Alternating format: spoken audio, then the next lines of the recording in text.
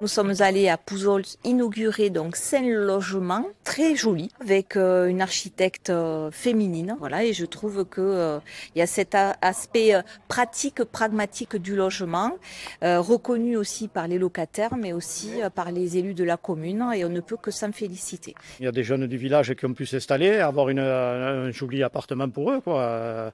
Et c'est très important, hein, et surtout pour l'école aussi, parce qu'on nous a fermé une classe hein, en début d'année là, scolaire, hein, et donc on va essayer d'éviter d'en fermer d'autres, quoi.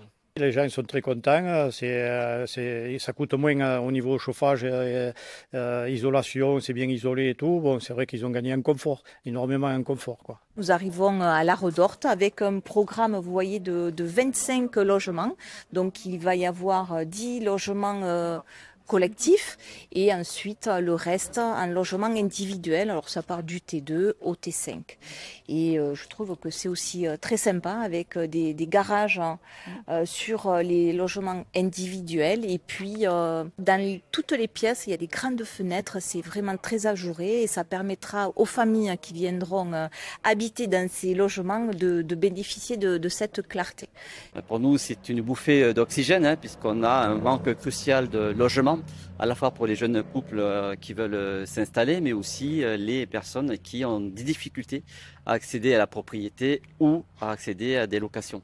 Ces logements vont permettre à la fois de maintenir les effectifs scolaires hein, qui sont en baisse, donc on en a besoin, hein, et surtout de maintenir les jeunes sur les villages pour éviter qu'ils partent ailleurs. Il y aura la particularité d'avoir 5 logements sur la partie basse du collectif qui seront destinés aux personnes âgées.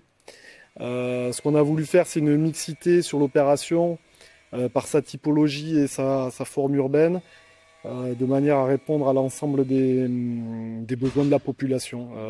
Familles monoparentales, personnes âgées et familles, qui était une demande de Monsieur le maire de pouvoir inscrire des enfants à l'école sur la prochaine rentrée scolaire, puisqu'il y avait potentiellement une perte de classe à la rentrée 2026, ce qui sera normalement pas le cas avec cette opération. Parce que nous avons injecté beaucoup d'argent sur tous ces programmes et ça ne fait que faire vivre les entreprises locales. En tout cas, c'est notre politique et nous souhaitons que tout le monde la respecte. On accompagne Habitat Audois et tous les lotisseurs sociaux par une subvention et par aussi souvent on garantit les emprunts. Des emprunts. Là, il y a un emprunt de 742 000 € et c'est le département qui garantit l'emprunt. Nous espérons construire d'ici 4-5 ans 1000 logements supplémentaires. Alors nous avons fêté au printemps dernier le 7 millième à Ferrals des Corbières et nous espérons d'ici 4 ans, allez on va dire 4 ans, fêter le 8 millième, je ne sais où, mais on vous le dira. C'est vrai que le soleil, ça fait rêver.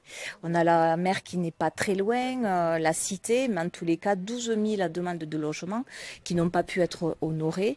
Et donc du coup, il faut travailler, il faut avoir des projets, travailler avec les élus, déstigmatiser surtout le logement social. Ça, c'est notre rôle. C'est aussi le rôle des élus pour dire que voilà, tout le monde a le droit d'habiter dans un logement digne de ce nom. Et en tout cas, c'est ce que nous travaillons à Habitat Audois. On arrive à répondre à tout avec de la volonté.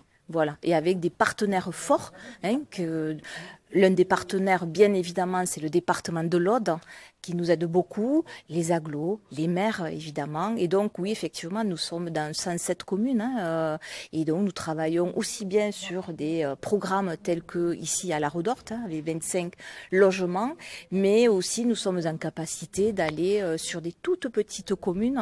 On fait aussi de la réhabilitation, c'est s'adapter à la dépendance, à la perte d'autonomie pour les personnes âgées. On crée aussi de plus en plus sur des programmes des salles au sein des résidences pour créer du lien social.